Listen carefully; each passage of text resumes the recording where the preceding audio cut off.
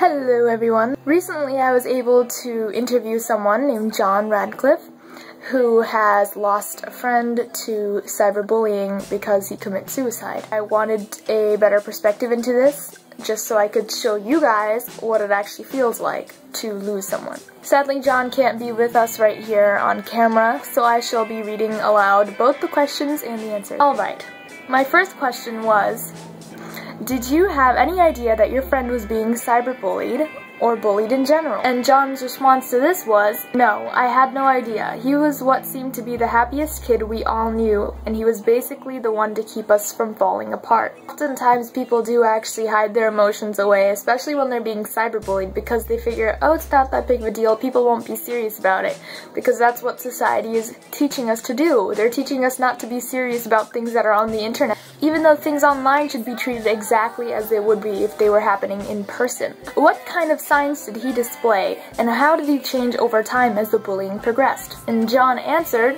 he seemed more quiet towards the day he did it. Question 3. Did anyone ever try to tell the police or the school? And John answered, no, he didn't even tell us. So John's friend wasn't even telling his closest friends, his best friends, about what was happening to him. That's why whenever you feel that someone is acting strange, someone is depressed, you should definitely go approach them and go help them out, because you don't know what they're going through. They could be going through the toughest times of their lives, and they could really use some help. Were there any signs of previous self-harm before the suicide happened? He said, no, he was one of the most peaceful and happiest kids you'd ever meet. He bottled up all his emotions except the last minute he texted me saying, I love you man, I'll see you later. How did the suicide impact you or the community around you? It really hurt, and it kind of made me feel worthless that I couldn't help him. I felt like joining him.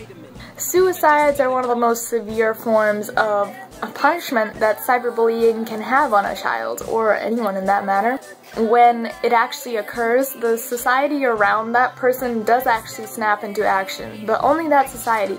Most people don't even realize that cyberbullying, or bullying in general, is that big of an issue until it hits them personally. So I asked, was the cause of the suicide ever actually recognized as cyberbullying?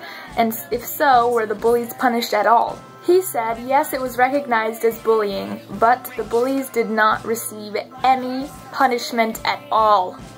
My next question was, how did authorities react to the situation and what was their role? All they did was mourn. They did not really look into it at all. And that is one of our goals of People Deserve Protection. We want to open even the authorities' eyes to this issue. But thank you very much, Radcliffe, for answering these questions. I realize that there are actually people out there who have suffered losses due to cyberbullying, and we need to stop this issue immediately. Like I never knew you existed. In fact, I don't know, so lost in this distance, connected to this void like a piece of my heart turned black.